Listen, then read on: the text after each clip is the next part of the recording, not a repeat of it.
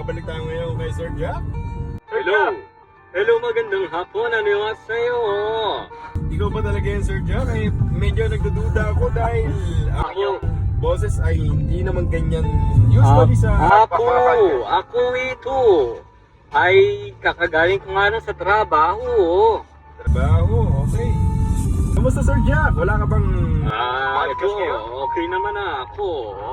Tek, Sir Jack, bakit parang meron kang pagkakasin ng Koreano?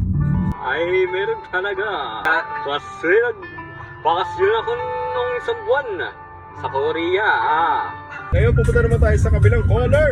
Dito nga pala si Mr. Ramirez. Hello po, magandang hapon po. Hello, Magandang Mr. hapon, Mr. Ramirez. Hello, Ano ang hello. iyong concern?